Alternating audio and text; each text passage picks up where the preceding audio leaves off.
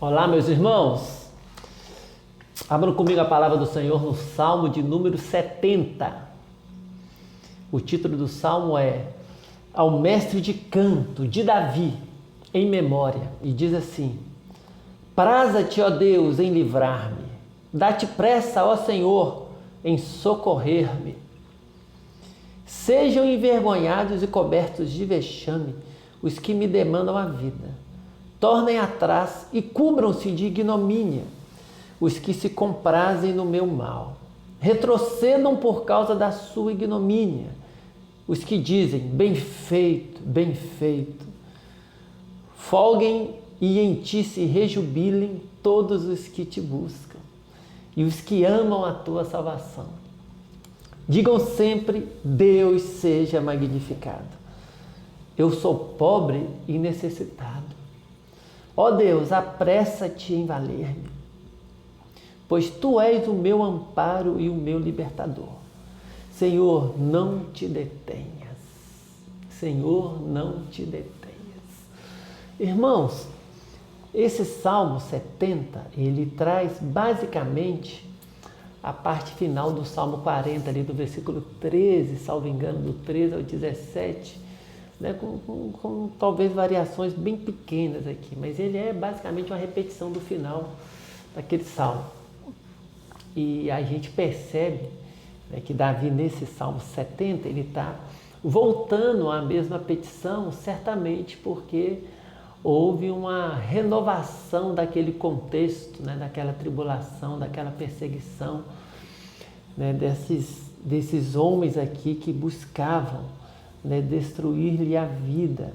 Inclusive, além daqueles que buscavam lhe prejudicar, tem aqueles também que torciam pela derrota dele, pelo fracasso, pelo insucesso, dizendo bem feito, bem feito.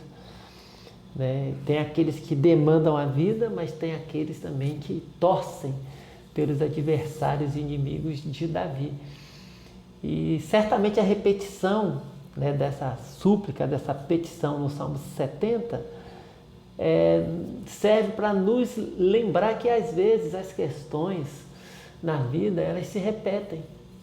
E às vezes o nosso coração vai ter a necessidade de repetir também a mesma petição que fez no passado. E a gente precisa aprender a lidar com isso, né? Não tem problema algum nós fazermos a mesma oração continuamente. Existe problema quando nós não oramos com quebrantamento, com confiança. Mas quando aquela oração expressa exatamente a nossa dor, a nossa dificuldade, a nossa necessidade do socorro e do amparo divino, não há problema nenhum que ela seja repetida.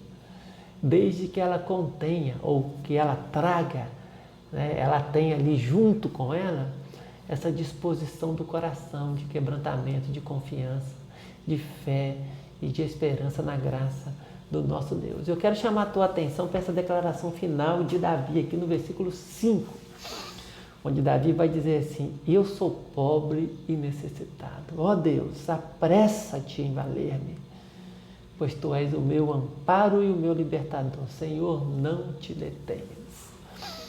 Quando Davi diz eu sou pobre e necessitado, certamente ele não devia estar pensando na questão material, né? A gente não sabe qual que é o momento histórico específico desse salmo, mas se esse salmo diz respeito a um período após a coroação, certamente Davi já não podia dizer de si mesmo que ele era pobre e necessitado, né? Não depois que ele já estava coroado, já estava exercendo, né, o reinado.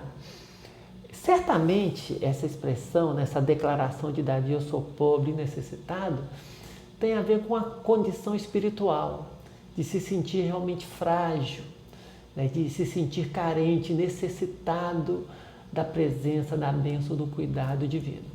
E isso independe se temos muitos bens ou poucos bens, se do ponto de vista físico nós somos fortes, ou do ponto de vista material, ou dos relacionamentos nós somos fortes e bem articulados. Não, isso não tem nada a ver com isso.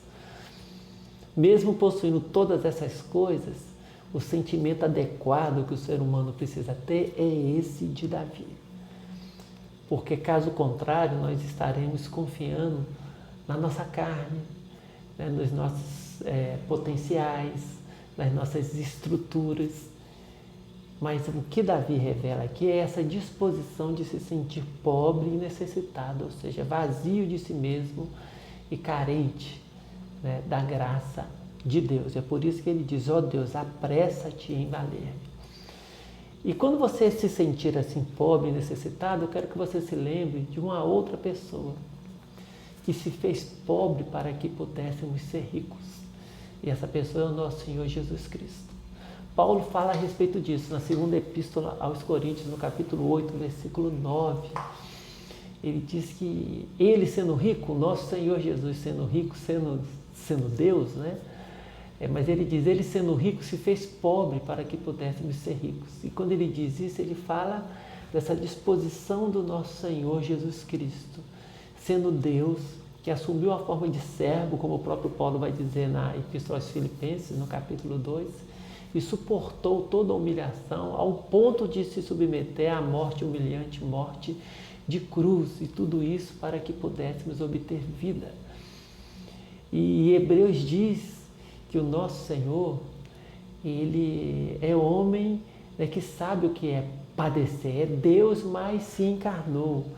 Então nós temos um sumo sacerdote que sabe da nossa humanidade, que conhece a nossa humanidade, porque ele também se encarnou, ele assumiu a humanidade e ele sabe o que é padecer. Então ele conhece a nossa estrutura, ele conhece as nossas lutas, ele conhece as nossas fraquezas.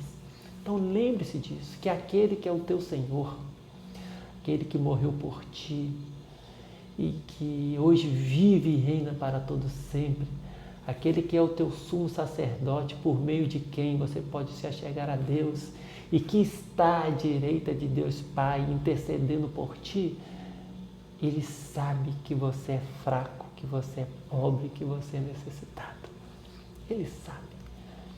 Então lembre-se disso, né? E assuma a sua fraqueza diante do Senhor, para que você possa orar com intensidade e verdade, dizendo: ó Deus, apressa-te em valer-me. Senhor, não te detenhas. Que o teu coração seja ao mesmo tempo um coração quebrantado, humilde, que reconhece que é fraco, que é pobre, que é necessitado, mas ao mesmo tempo um coração cheio de esperança na graça e na fé do nosso Senhor, porque o nosso Senhor é aquele que vem ao nosso encontro. Então ore e rogue a Ele: Senhor, não te detenhas, apressa-te em valer-me. Deus te abençoe e cuide de ti. Em nome de Jesus. Amém.